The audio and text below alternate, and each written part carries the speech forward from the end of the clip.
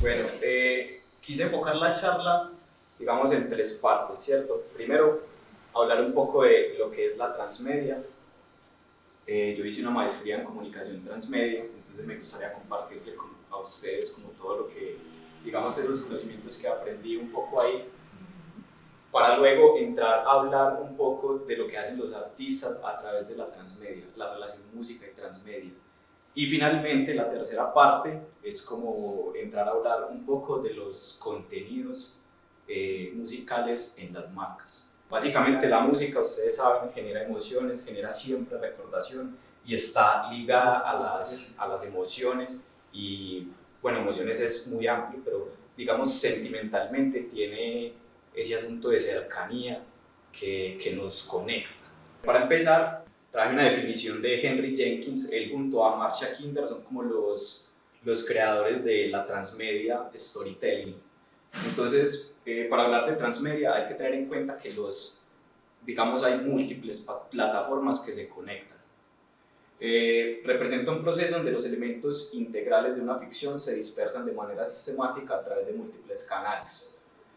Esto básicamente suena un poco complicado, pero es todas esas plataformas donde están los medios y los canales, pero cada una tiene un significado distinto, aportan siempre a la narración. Los tres elementos más importantes de la narrativa transmedia son las múltiples plataformas, el usuario y la expansión narrativa. Voy a explicar qué es la expansión narrativa. Tenemos una obra seminal, ¿cierto? Digamos Star Wars, por ejemplo. Y Star Wars tiene múltiples medios por donde transmite todos los significados. El merchandising, la banda sonora, los personajes. A esa expansión narrativa no puede vivir sin el usuario. El usuario en últimas, en las marcas, en todos los contenidos, es el que nos da, digamos, la narrativa, el hilo conductor de hacia dónde quiero llevar mi narración. Entonces, digamos, en una película como Star Wars, el usuario empieza a interpretar y a crear textos que van mucho más allá de lo que salió de la obra seminal.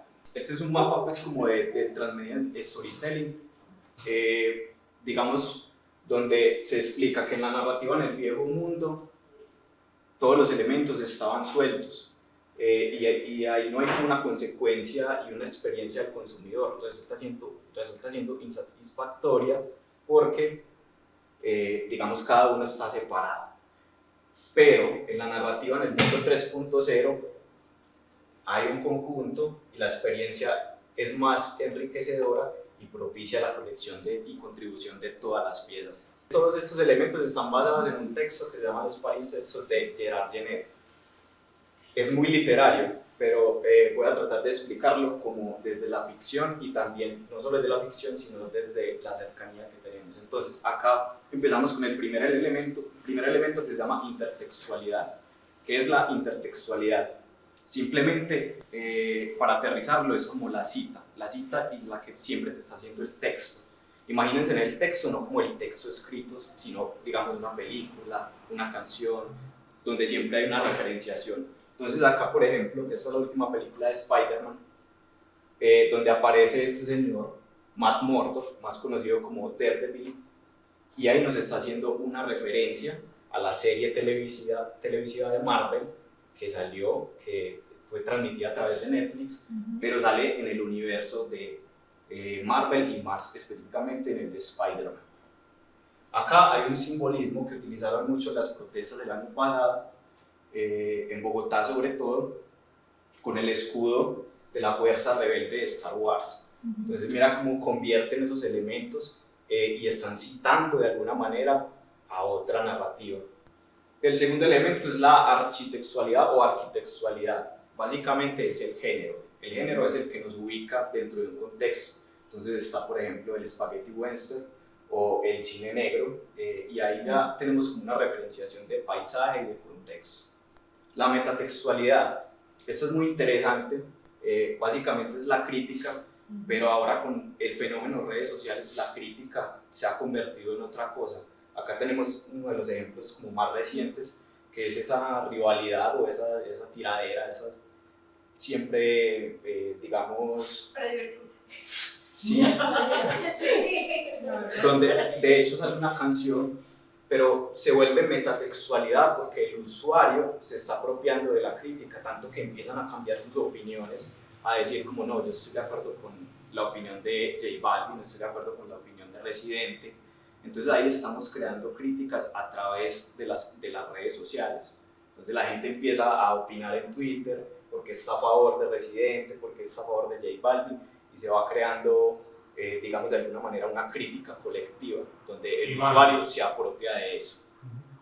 La paratextualidad, digamos que son elementos que no están dentro de la misma narración, sino que aportan de alguna manera. Acá tenemos, por ejemplo, un afiche de Gorillaz, que es la banda por excelencia en la música transmedia, ¿cierto? Ellos tienen todo lo que se llama el sistema de convergencia, donde aplican vestuarios, visuales, merchandising. Entonces, por ejemplo, acá hay un afiche y de una entramos a reconocerlo, pero no está directamente involucrado en el texto. O el merchandising de Star Wars, que ahora les comentaba que es uno de los más populares, y bueno, pues hay de todo.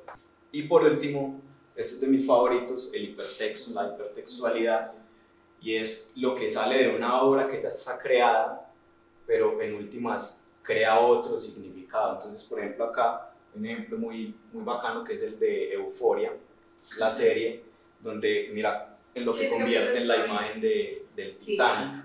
O este, que es una serie que se volvió pues como súper famosa en Nickelodeon, iCarly, y entonces mira cómo cogen, digamos, y juegan con lo de Mark y lo convierten en el iPad. Y de hecho fue tan exitoso que siguieron haciendo todas las series de Nickelodeon con los iPad. Pero como estamos hablando no solo de transmedia, sino de música, una narrativa transmedia puede nacer en un libro.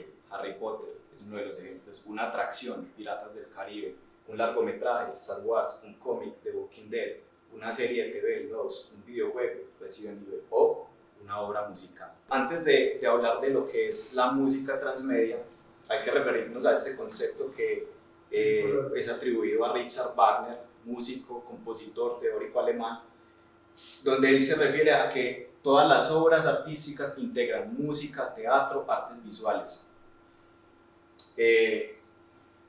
Esta voluntad multimedia de la música no es nueva, ya que estuvo siempre presente desde la ópera. Por ejemplo, la ópera siempre hacía referencia a todo ese colectivo donde representa un montón de cosas. Las obras conceptuales del rock, digamos desde los 60 hasta los 70, y cierra con The Wall de Pink Floyd. Digamos que hay una ruptura, y en la música transmedia empieza a haber otra serie de elementos. Villor es una de las artistas transmedia por excelencia. O sea, la vieja sale en cine, dibuja, actúa, y digamos que fue de las primeras que se atrevió a hacer una aplicación con su álbum. Entonces, a través de sus canciones tenías acceso a esto, una experiencia inmersiva. Otro de los ejemplos de música transmedia lo hace Nine Inch Nails en el 2007. Acá ya empieza a haber como digamos otros elementos alrededor de la música.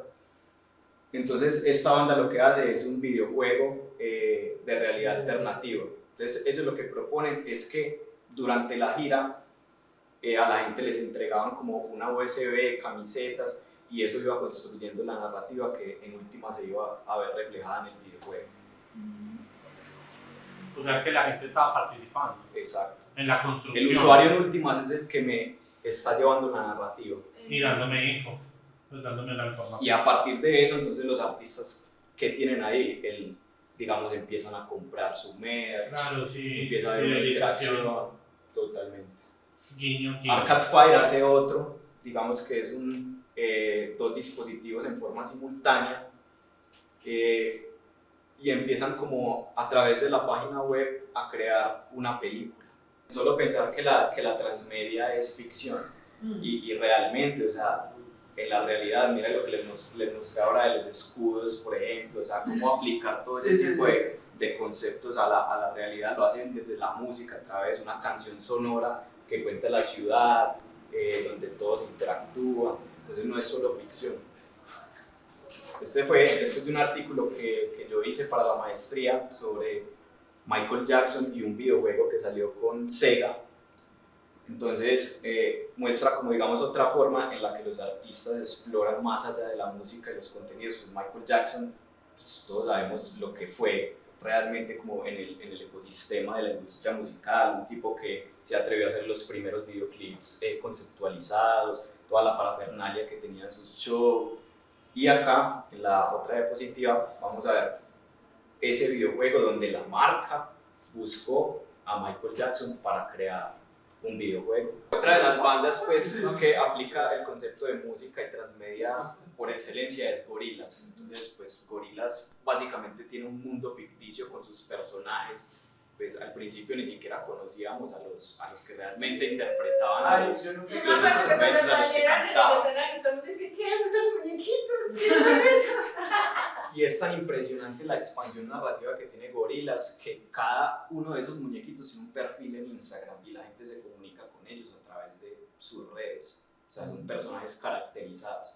Y es impresionante porque consiguen y recaudan mucho más fondos a través del merch y a través de todo lo que hay más allá de la música que con los mismos conciertos, con las mismas canciones. Y ese es uno de los ejemplos pues, como más actuales de lo que ha llegado ahora a hacer la música a través de, digamos, las plataformas.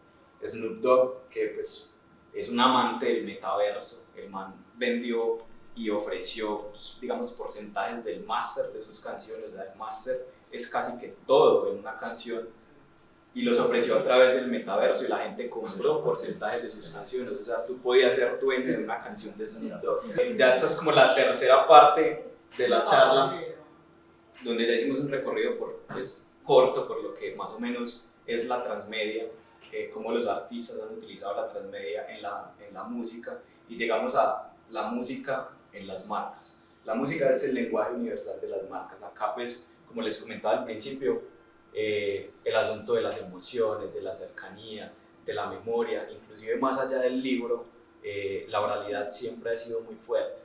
Entonces, digamos que sin música es posible que una campaña genial sea olvidada. Esto pues, es como otro ejemplo de Coldplay, que es, digamos, una de esas agrupaciones que tiene muy claro el marketing. Los manes, de hecho, empezaron a hacer conciertos en la gira que están haciendo actualmente. Habían parado porque no querían hacer conciertos donde, digamos, deteriorar el medio ambiente. Entonces, como, digamos, también toda esa conceptualización de los artistas hace parte de lo que te está mostrando las tendencias y la actualidad. Entonces, ellos empiezan a hacer conciertos con lenguaje de señas, se vuelven más inclusivos, no sé qué. Pero es porque hay una tendencia en el mercado que también los está llevando hacia allá. ¿Cómo se genera valor para una marca con la música? Entonces acá trae pues como frases de algunos expertos. Eric Shenko, que es presidente de Music Dealers, dice que hay 3 maneras de generar valor para una marca.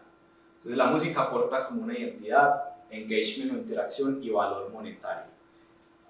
Básicamente esto se refiere a que en la música y en los contenidos directamente hay que crear una expectativa, un guión, una narrativa, donde la música realmente esté, digamos, construyendo y llevando la narrativa de la publicidad. Y a veces la mejor pieza no es la que sea tendencia. Y mira que igual sí es publicidad.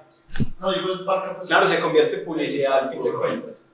digo, es marca de marca pues, de producto y demás, sino que dentro de marca de una narrativa pues, de cine. A veces la mejor pieza no es la que sea tendencia ni la canción del momento, sino la que conecte con el valor y el mensaje de tu marca. Acá es donde viene algo importante para los músicos y es la creación de la música original. A veces es muy importante cuando vos te sentás, digamos, tenés una marca y te sentás a hablar con un músico y yo quiero que la música sea así, quiero generar esta recordación en el oyente. Entonces a eso se refiere con este mensaje. Otro de los, digamos, como de esos mensajes según los expertos, este es Alex White, cofundador de Next Big Sound, empresa líder en estadísticas musicales. Dice que las marcas cada vez más necesitan elementos que las hagan destacar. porque hay una competencia mucho más ruda. Entonces ahí es cuando se vuelve importante la creación de piezas originales en el sonido. Hay millones de opciones de canciones y artistas para elegir. Escoger bien el sonido de tu mensaje te diferenciará inmediatamente de los demás. Acá tipos de música en los contenidos. Esto, pues obviamente la música tiene que ver con muchas cosas y en los contenidos siempre es importante cuando estás buscando en el mensaje qué valor le vas a dar, qué tipo de música vas a elegir. Entonces, por ejemplo, el jingle es una estrategia muy ganadora. La música genérica, que digamos es como más sonido, como más simplemente sonido. La banda sonora, donde hay más incidentales, está más ligada al cine, pero obviamente se crea también en los asuntos comerciales de la publicidad. El cover, la adaptación. El cover es cuando interpretas una canción que ya existe, la adaptación es cuando reinterpretas esa canción. El fono, pues, que es como la grabación original. La música de librerías y la música clásica. Acá termino la charla con estas frases. Podemos cerrar los ojos, pero no los oídos. La música tiene la posibilidad y facultad ilimitada de crear nuevos significados. La música traduce las emociones, puntúa la narración y es un factor de continuidad.